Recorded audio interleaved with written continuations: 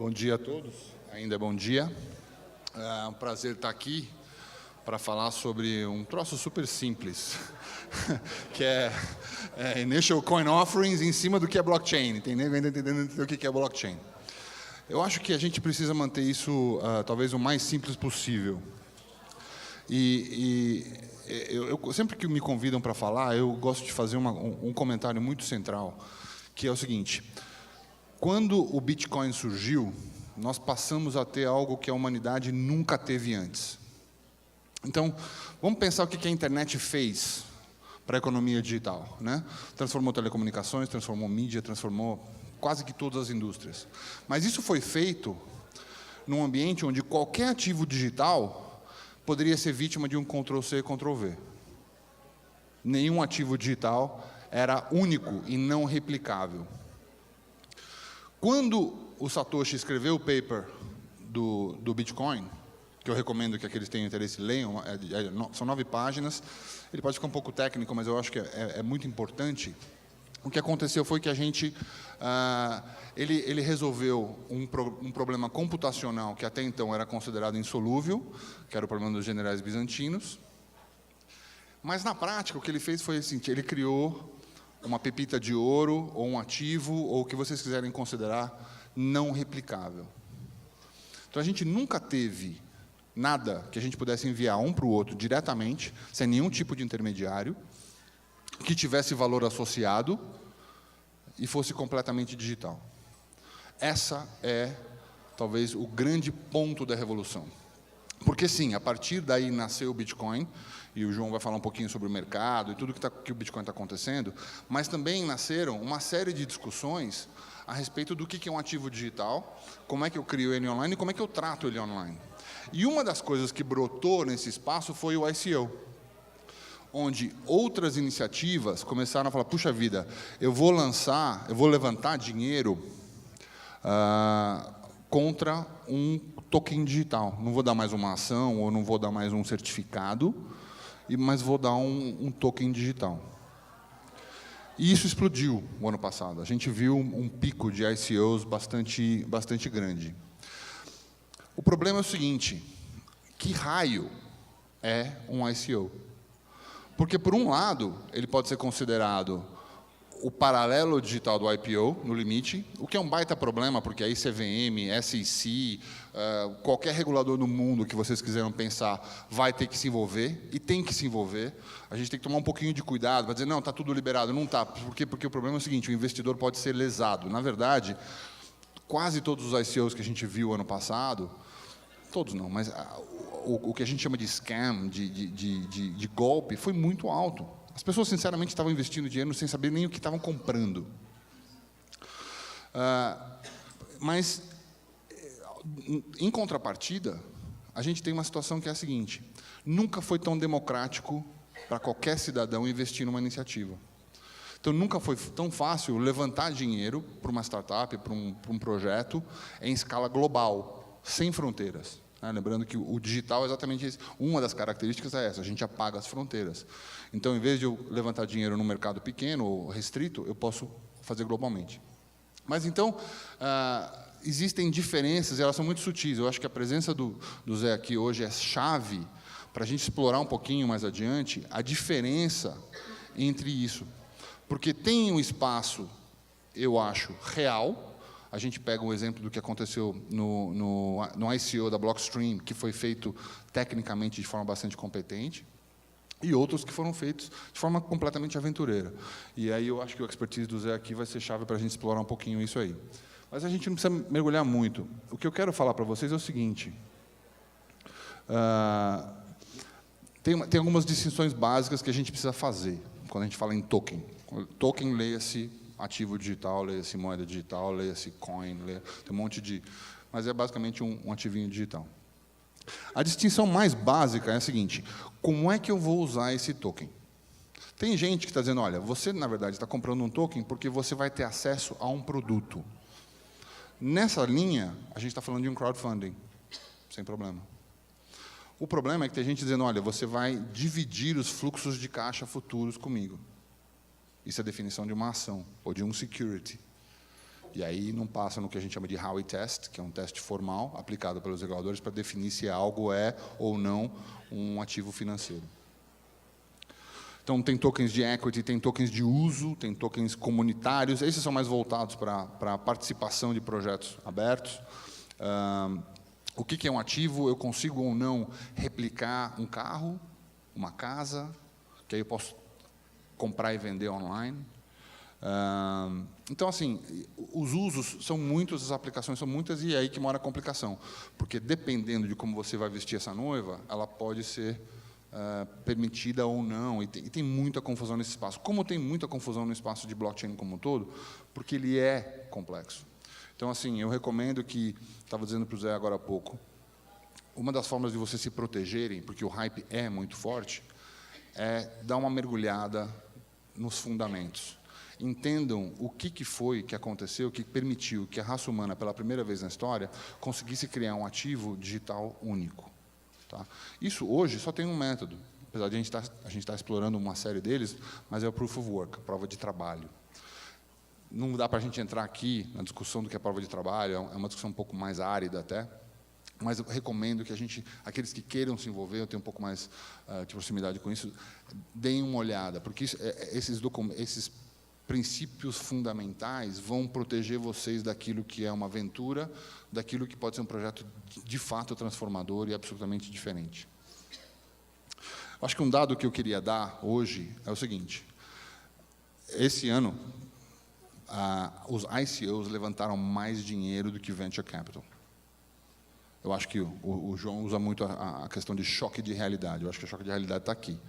Venture Capital é um termo que talvez todo mundo na sala já tenha, no mínimo, ouvido falar. Mas esse animal novo, esse bicho novo, que é o ICO, levantou, e não foi por uma margem pequena, né, mais do que isso. E toda semana esse número está crescendo. Esse número que é muito dinâmico. Então, é um fenômeno real, ele está explodindo, a gente ainda está durante a explosão. O problema é que a gente vê coisas boas e coisas ruins. Eu, infelizmente, reporto que vejo mais coisas ruins do que coisas boas. Mas acho que, bem desenhado, a gente pode ver algo, de fato, muito especial. Muito especial. A gente nunca pôde transacionar direto, mandar um bem, mandar uma casa, mandar um ativo, qualquer que seja, por e-mail. É similar a e-mail, porque é de endereço para endereço, de carteira para carteira. O problema é que é um ambiente cheio de riscos. Primeiro, estão investindo numa empresa que fez um ICO em Singapura. Quem é? Quem são esses caras? O mínimo de due diligence. A gente fica preso no hype, a gente tem visto muito investidor ficar preso no hype, e não investiga quem é. Os smart contracts, eu não sei se vai ter uma sessão nesse evento aqui sobre smart contracts, mas é algo muito quente no ambiente de blockchain, porque os smart contracts, e de fato eles são muito poderosos. O problema é que é muito difícil você programar um smart contract que seja absolutamente robusto, né? Foi o que a gente viu com o grande exemplo do DAO, né? O Distributed, que levantou $160 milhões em 21 dias. E 2 semanas depois ele foi hackeado, não por segurança, mas porque o contrato estava mal escrito. Então, a gente não sabe se os contratos estão bem escritos. Como é que o valuation, como é que a gente está atribuindo valor a esse token? É um fluxo de caixa? Se for um fluxo de caixa, é um ativo? É um security? Não é? Mas como é que a gente amarra o token digital ao que ele representa no mundo real em termos de geração de valor? Aí tem as coisas mais simples, né? Que é, quando você entra no mundo de blockchain, uma coisa que todos nós vamos ter que aprender a fazer em algum momento é lidar com as chaves privadas. Perdeu sua chave, você perdeu seu ativo. Simples assim. É uma situação bastante singela, mas muito grave. E tem muito golpe. Risco de mercado é muito volátil, a distribuição às vezes é feita de forma talvez mal desenhada, se as plataformas são escaláveis ou não, às vezes as tecnologias são muito frágeis, o mercado às vezes é facilmente manipulável. Se entra um player com muito token, ele pode premeditadamente manipular o preço de um ativo que está numa bolsa.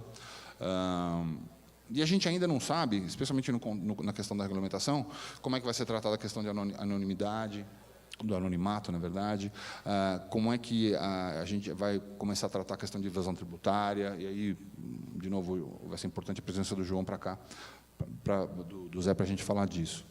Então, tem uma de lavagem de dinheiro, essas coisas todas voltadas a saber como é que o dinheiro está sendo usado. E, assim, a gente usou essa introdução rápida para, acho que a gente pode até deixar no título aqui, né? Para a gente falar agora um pouco com o pessoal que vive isso todo dia, né? Então, o João aqui hoje é o presidente da maior bolsa de bitcoins do mundo, Bitcoin sendo talvez o principal ativo hoje. É um ativo que está sendo atacado diariamente, 24 horas por dia, 7 dias por semana, né, constantemente, e ele se prova, né? O Bitcoin está valendo quanto hoje? 4.400 dólares? Mais ou menos. Então, acho que agora eu vou passar a bola para o João, para ele começar um pouco dessa dimensão da questão do que é o mercado de Bitcoin, que é um ativo digital, e, de novo, é uma das representações, as várias representações que esse ativo pode tomar no mundo real. Bom, pessoal, bom dia, tudo bem? Eu sou o João Canhada, CEO e cofundador da Foxbit. Foxbit é atualmente a maior bolsa de Bitcoins da América Latina, em volume transacionado, no mercado que vem escalando aí, crescendo muito rápido. Até para a gente que está vivenciando isso dia a dia, é impressionante. Só para posicionar. Quem aqui tem Bitcoin? Alguém aqui tem Bitcoin?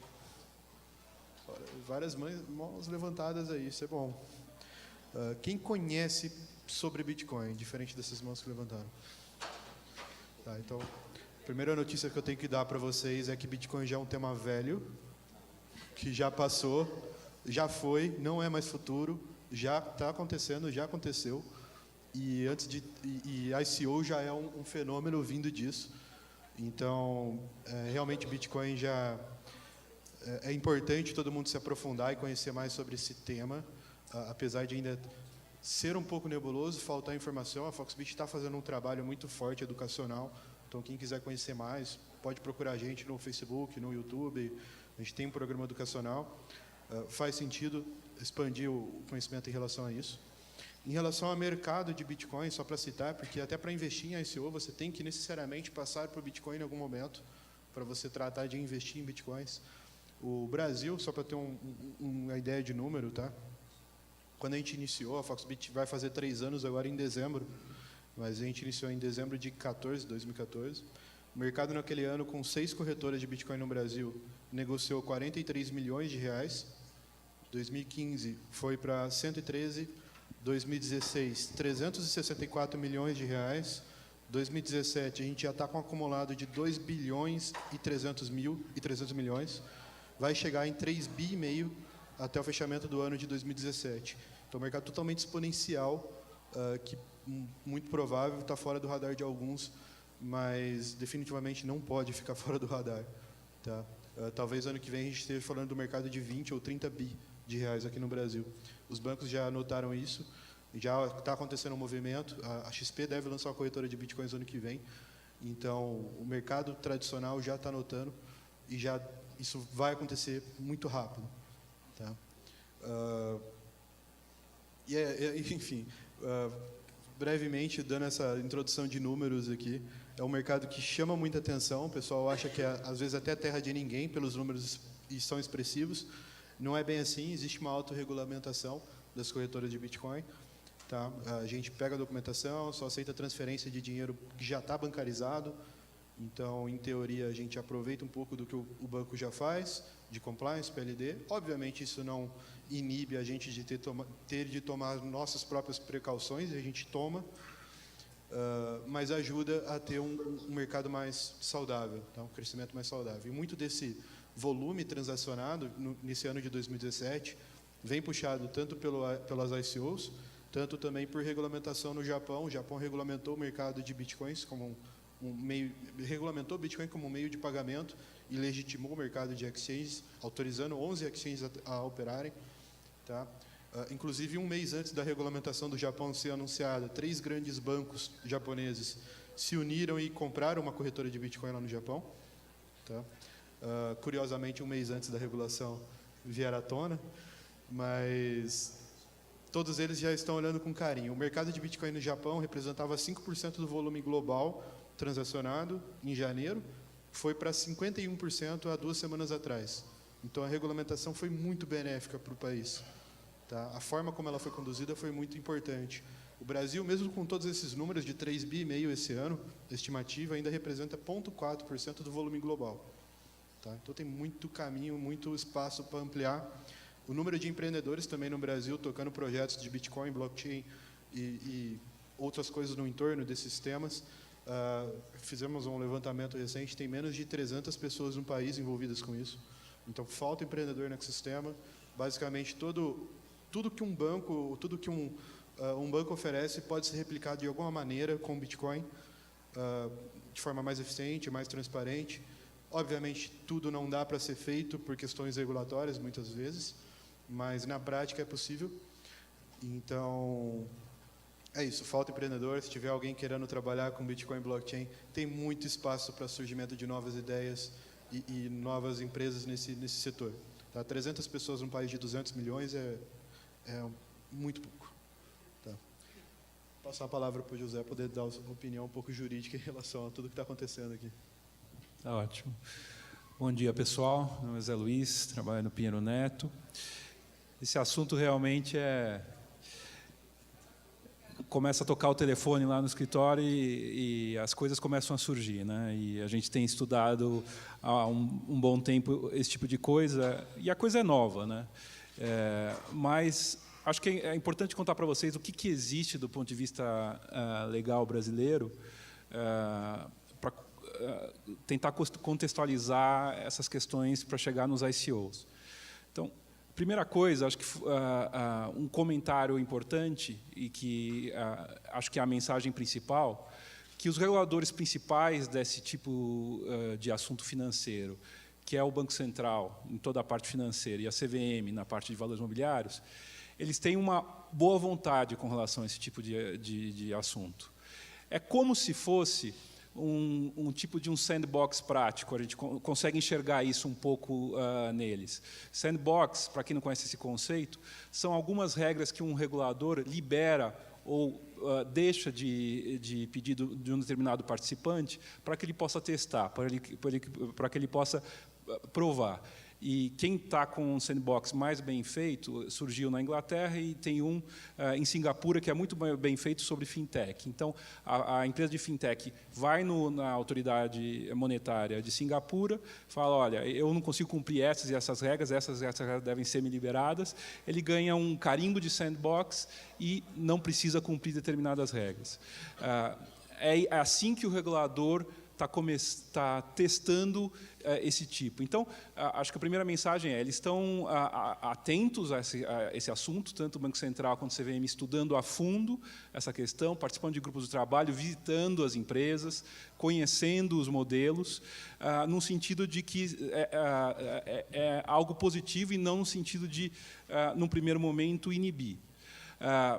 Acho que do ponto de vista formal, um primeiro movimento importante é um comunicado de 2014 do Banco Central a respeito de Bitcoin, onde ele primeiro diferencia o conceito de Bitcoin, que é uma moeda virtual, de um conceito jurídico brasileiro, que é a moeda eletrônica, que existe uma lei de meio de pagamentos, que é a 12865, que estabelece o conceito de moeda eletrônica, que nada mais é que um cartão pré-pago, que é dinheiro colocado dentro de um cartão.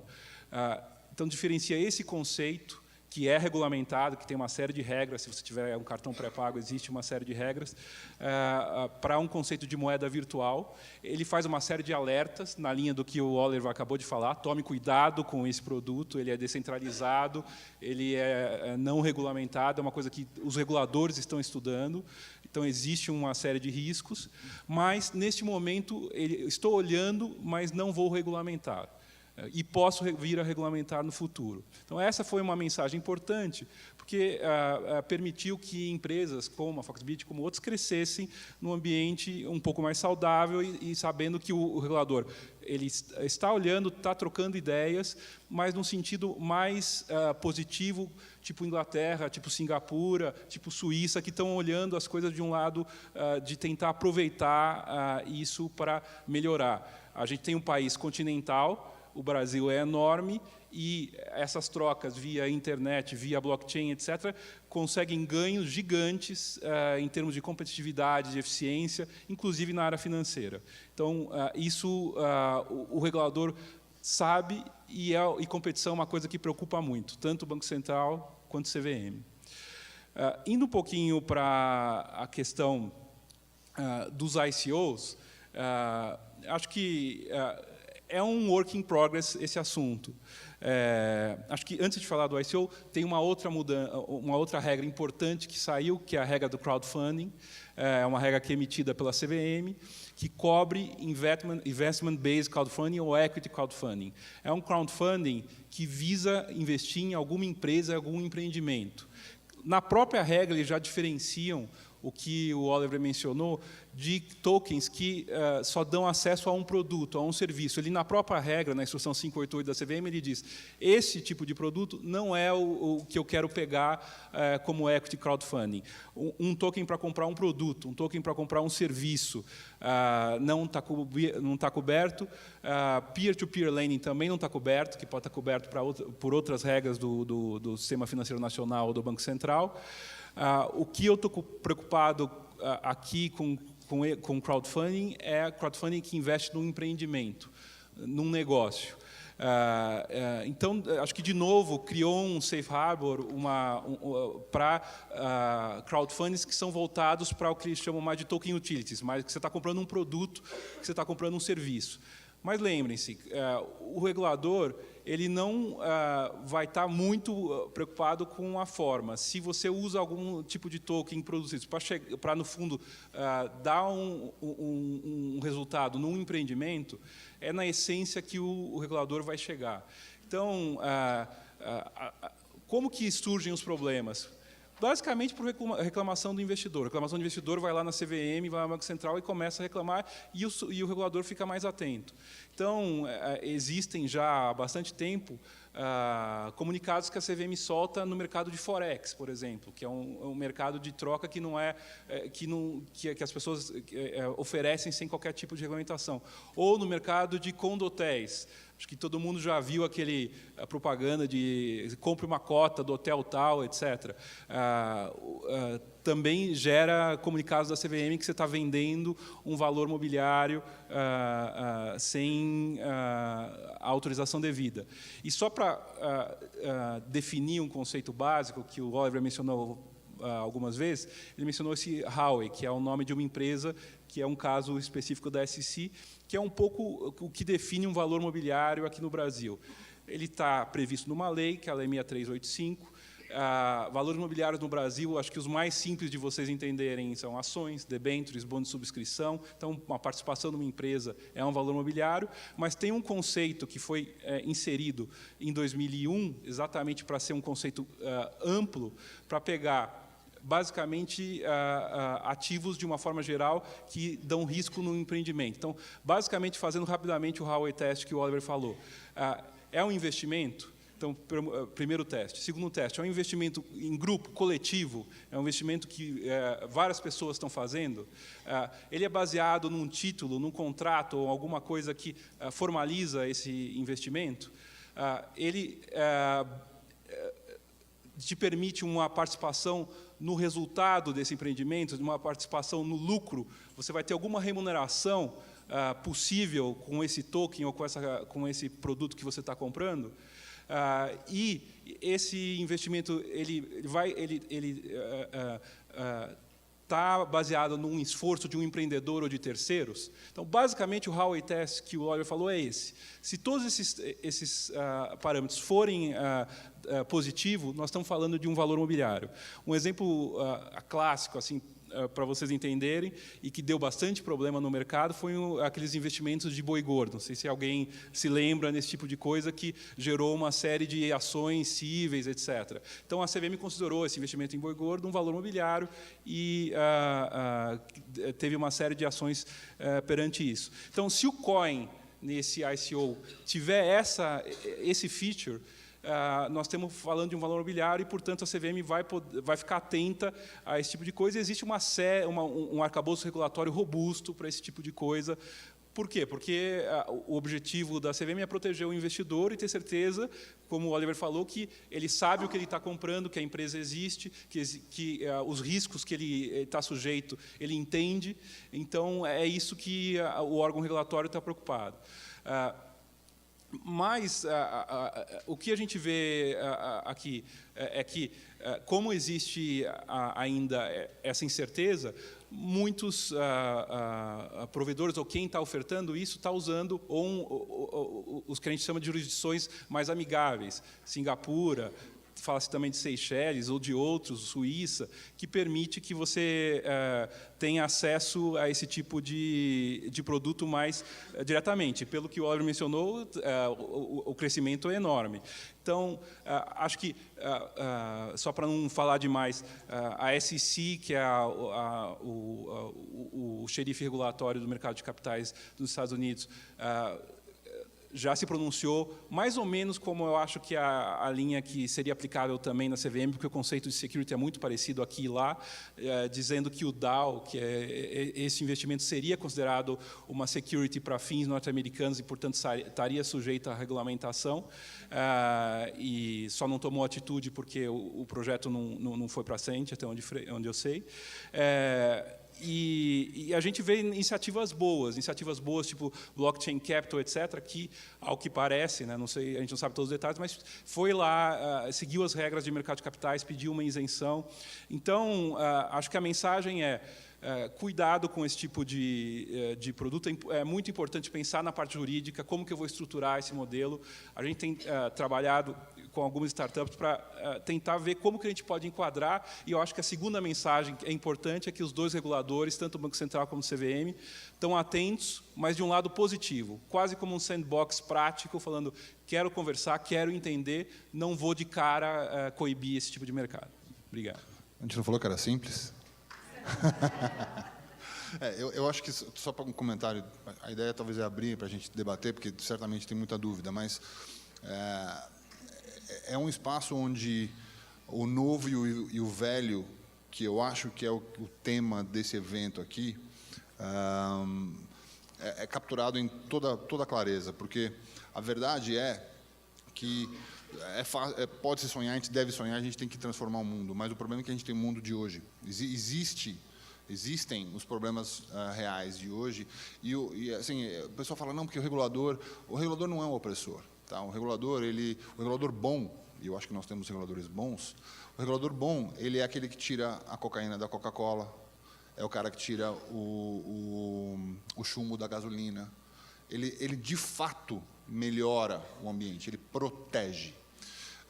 E eu acho que, assim, eles erram, né? A gente viu que Nova York, com o BitLicense, eu não sei quantos acompanharam isso, mas Nova York foi um dos primeiros a lançar uma licença para se operar com Bitcoin. Era uma licença cara, era uma licença complexa, e o que acabou acontecendo foi que afugentou todas as startups de Bitcoin de Nova York. Eu acho que Suíça, Luxemburgo, alguns que o Zé Luiz mencionou, e o Brasil, de certa forma, está deixando espaço para a gente achar esse ponto de equilíbrio entre o novo e o velho. Essa é uma ponte que a gente vai ter que construir. Não existe saltar daqui para lá amanhã. A gente vai ter que navegar esse espaço. Agora, não é simples. Agora, talvez a mensagem mais fundamental que eu passe para vocês é: a transformação digital é algo que precisa ser pensado em termos mais amplos do que apenas digitalização. Não é o que nós fazíamos ontem igual, só que digitalizado. E eu tenho visto muito isso. Tá? Tem que haver uma transformação em forma e em essência. É fazer diferente mesmo, não é apenas um salto linear para frente. É uma mudança estrutural. O problema é que as nossas mentes, especialmente de gente velha que nem eu, a gente não foi ensinado assim, a gente foi treinado nos MBAs. Né? O modelo MBA ele é muito específico e ele é muito linear. Então, os últimos 2 anos foram 2 anos onde eu tive que mergulhar para quase que promover uma revolução mental. E eu vou te dizer, o que eu usei para fazer isso foi começar a trabalhar com Bitcoin e com ICOs. Por quê? Porque você sair de um ambiente centralizado, que é o ambiente onde todas as nossas empresas operam, né, com cabeça central, decisão vem de baixo para cima, ela é eficiente, a gente precisava centralizar as nossas organizações. Mas fato é que agora a gente tem organizações descentralizadas, modelos de governança completamente diferentes, avaliação de risco completamente diferente. Esse é o shift que a gente está falando. E ele é muito fundamental. E demora, e a gente não está pronto para isso. Então, assim, se vocês saírem daqui dizendo, puxa vida, entendi um pouquinho dos ICOs e quão complexo é, mas o tamanho da oportunidade é um ganho, mais dois, talvez mais filosoficamente, quando eu olhar transformação, quando eu tiver rethinking business de verdade, a pergunta mais fundamental é, a gente está transformando as coisas em forma e em essência para melhor? Não é só para fazer diferente, mas a gente está melhorando a vida das pessoas, a gente está resolvendo um problema, a gente tem um propósito que a gente vai fazer de forma muito melhor. Eu acho que esse é um ponto-chave. Acho que até nesse tema, a Spotify comprou uma empresa de blockchain, e o rumor, o boato é que a Spotify, em algum dado momento, quando se sentir segura e confortável juridicamente, vai fazer um ICO, e não um IPO, como é o esperado. Tá? E por que um ICO? Porque ela é global de fato, a Spotify já é global, ela já atua em uma boa quantidade de países. E faz muito sentido ela se pensar já nesse modelo século XXI.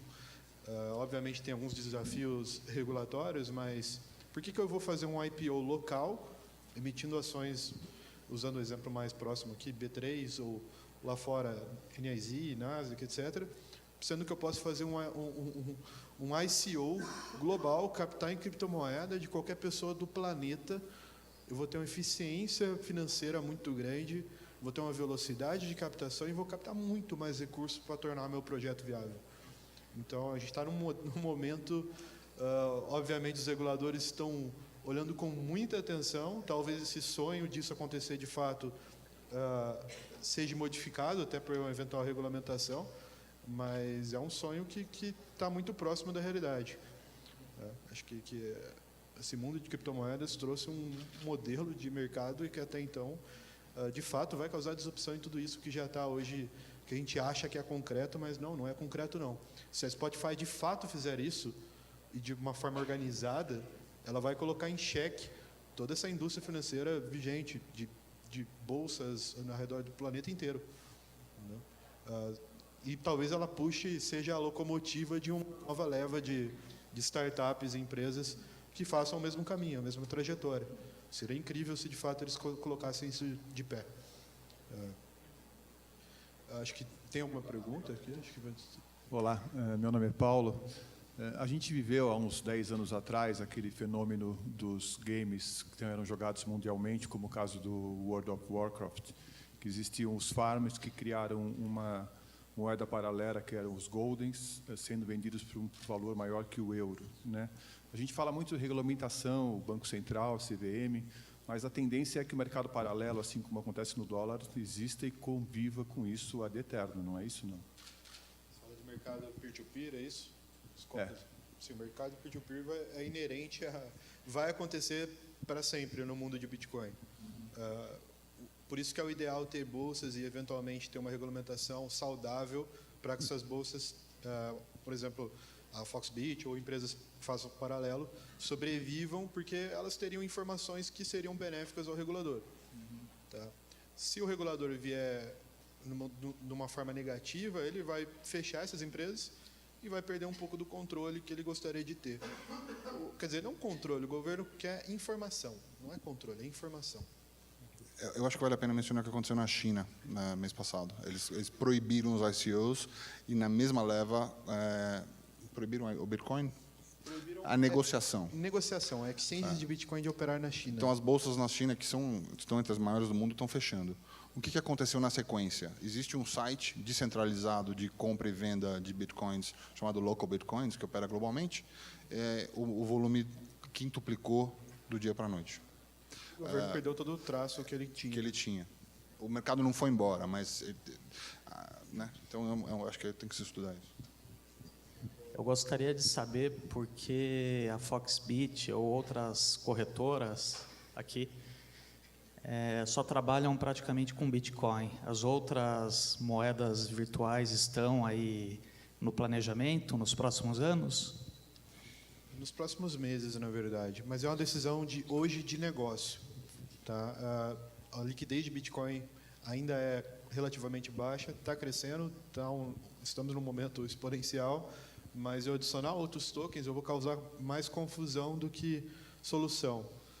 Meu cliente final vai ficar confuso e a liquidez tende a se diluir, dividir, e aí um negócio que está crescendo pode atrapalhar. Entendeu? Mas se você for investir em outra moeda, faz aquele teste que eu falei. Estude a moeda. Tem muito lixo. Tem mais de 1.100 moedas no mercado hoje, talvez até mais com os tokens, e 99 é lixo. É lixo. Então, cuidado com o que você vai investir. Fique atento também até esse mundo de Bitcoin, mineração em nuvem, marketing multinível e Bitcoin na mesma frase, corra, porque a chance de dar problema é mais de 100%, não é nem 100, é mais de 100. Tá? Então, fique atento a esse tipo de situação.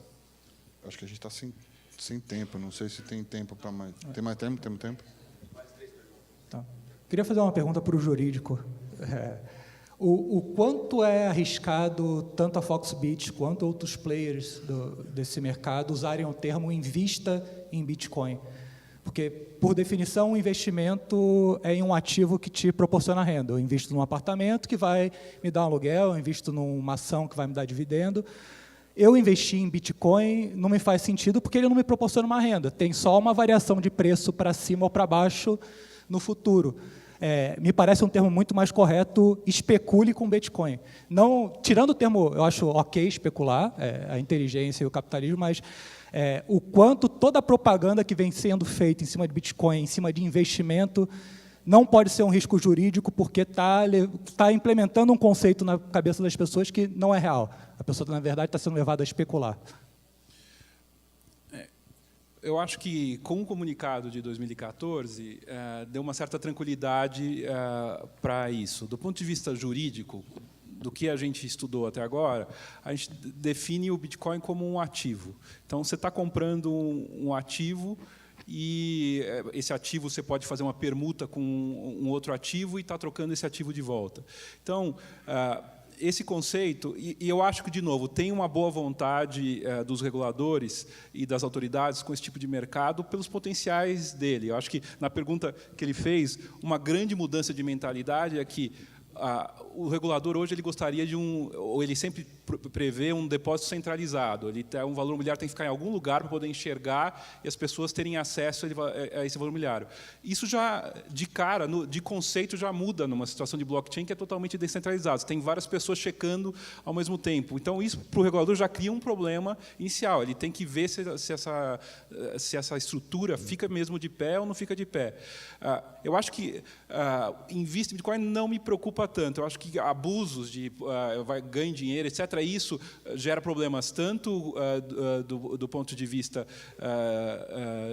de você estar dando uma coisa que não necessariamente vai ser verdade, quando você pode ter algum problema de consumidor. Então, tem que ser realmente o que a CVM sempre pede, e eu usaria como sugestão, usar uma linguagem serena, uma linguagem que a pessoa também tenha ciência do que está acontecendo. Acho que uma outra coisa positiva é o leão, o fisco. Não existe uma regulamentação específica sobre Bitcoin, mas existe, na perguntas e respostas da Receita Federal, uma pergunta específica: eu tenho investimento em Bitcoin, o que eu faço? Então, e a Receita responde: declare como de forma análoga a um ativo financeiro de outros bens e direitos. Então, do ponto de vista fiscal, existe também uma certa tranquilidade de como eu trato e como, se eu tiver um ganho de capital, como eu tributo, que é 15%. 15% a 22,5%, dependendo do ganho que eu tiver. Então, todas essas coisas dão um pouco de maior tranquilidade, podem vir novas regulamentações no futuro. Exagero, sempre eu acho que você cria um risco, especialmente com instituições voltadas para a proteção do consumidor. Há pouco tempo atrás, assim, eu lembro que eu dei uma olhada na Bitcoin, né, da onde estava vindo o dinheiro, e 95% do dinheiro era chinês, né, se você olhasse a evolução da moeda, né? E assim, quando você vê o que aconteceu na Bolsa da China, né, por exemplo, você pega o Itaú hoje, depois de tudo que subiu a Bolsa aqui no Brasil, o Itaú está negociando a 10 vezes o preço-lucro. Quer dizer, a melhor empresa brasileira, né, num múltiplo ainda muito descontado, mas se você pega a média das empresas da China, nos últimos 3, 4 anos, assim, o preço-lucro delas, na média, está acima de 100, está 120, né, preço vezes o lucro. Então, assim, houve uma... não vou julgar falando que é bolha, efetivamente, mas assim, que o dinheiro se multiplicou lá absurdamente, né, é fato. Então, assim, quem colocou R$1 tinha 120 vezes isso em coisa de 5 anos. Então, assim, e os chineses eles precisavam tirar esse dinheiro lá, dado que o governo regulamenta, né, o que você pode fazer ou não. E cada vez mais que se fala em bolha, você não podia tirar esse dinheiro. E aí a alternativa deles foi colocar em Bitcoin, enquanto, principalmente, o governo não estava ainda olhando isso, né? Então, e aí aconteceu isso. Teve uma valorização da Bitcoin, que 95% era isso. Hoje, está diminuindo isso ainda agora, mas assim, eu queria saber o quanto, porque a Bitcoin ela não tem os princípios econômicos de uma moeda, efetivamente, né? Como meio de pagamento, né? Quer dizer, aqueles 3 princípios básicos. Então, assim, como que vocês veem isso, né? Quer dizer, que o que impulsionou a valorização da moeda, basicamente, foi recursos advindos de uma bolha, possível bolha do mercado chinês, né? 3 princípios básicos da moeda: reserva de valor, meio de troca e unidade de medição. Atende os 3 e atende alguns outros, até de forma muito mais eficaz. Ela é divisível em 100 mil unidades, ela é portátil, ela não perece, né? Ela não é replicável. O problema do Bitcoin tem uma questão na fungibilidade, tá? Porque ela não é anônima, como todo mundo imagina, ela é pseudonônima. Mas, no teu ponto, o preço no mercado estava a 4.800, 4.900, quando começou o rumor de que haveria intervenção na China. Tá? O preço caiu a 3.000 e ele voltou agora a 4.400. Sinceramente, a gente já teve uma outra situação dessa com a China. Foi quando, lá no comecinho, 2012 ou 2013, eu não lembro, mas a gente estava em $1.200 e foi a 240 e ficou lá 4 anos. Ficou lá 4 anos a $240. Então, a questão é, o mundo está aprendendo. Tá? Sim, os chineses usaram isso para tirar dinheiro, mas existe uma percepção que hoje está muito maior, que é o seguinte: você acha que o pessoal de Zimbábue confia no Banco Central deles, quando eles estão emitindo nota de 100 trilhões de Zimbábues? Então, existe uma onda crescente, ainda muito pequena, mas de que, mais do que meio de troca, então, pagar pelo meu cafezinho, ainda que isso já tenha sido resolvido na rede, com Lightning Network, uma série de tecnologias de inovação que acontece no Bitcoin, mas muita gente faz isso, e eu confesso que eu faço isso. Tá? Eu confio num código que está escrito de forma distribuída, não tem ninguém que vai lá e dá uma dedada, que determina qual é a taxa de juros que o Bitcoin que é pago ou que não é, quantos emitir novo, só haverão 21 milhões, acabou. Fim de papo. Então, existe uma lógica de um termo que está sendo muito discutido, que chama sound money. É dinheiro sensato, dinheiro que não pode ser manipulado para fins de política monetária ou política fiscal. No Brasil, nos Estados Unidos, na Nova Zelândia, na Austrália, isso é importante? Não necessariamente. A gente confia nas nossas instituições, certo? Maior ou menor grau, mas confia. Tem uma população grande no planeta, aliás, um número que nem todo mundo conhece. Sinceramente, a gente não atende no sistema financeiro quase 6 bilhões de pessoas no planeta, que estão parcialmente ou completamente fora do sistema financeiro. É esse pessoal que está começando a migrar e é começando a usar como reserva, como troca, como mandar dinheiro para minha mãe que mora no México. Então, assim, os problemas de manipulação são reais. Tanto que o João vai contar que assim, o Banco Central ele regula no entorno, ele não regula o Bitcoin, ele regula como o dinheiro entra e sai. Mas a percepção de o que sustenta o valor do Bitcoin já mudou bastante e vem evoluindo muito. Então, assim, tem um embasamento lá que gente como eu, por exemplo, mas eu fiz questão de estudar o fundamento, eu confio muito naquele valor. Eu guardo dinheiro para minhas filhas em Bitcoin. Porque eu acho que vai estar lá e vai estar valendo daqui a... Pode dar tudo errado, pode. Mas pode dar tudo errado no dólar, pode dar tudo errado no real, pode dar tudo errado com um monte de gente. Né? Então, assim, eu acho que mas é um debate que tem horas aí para se ter.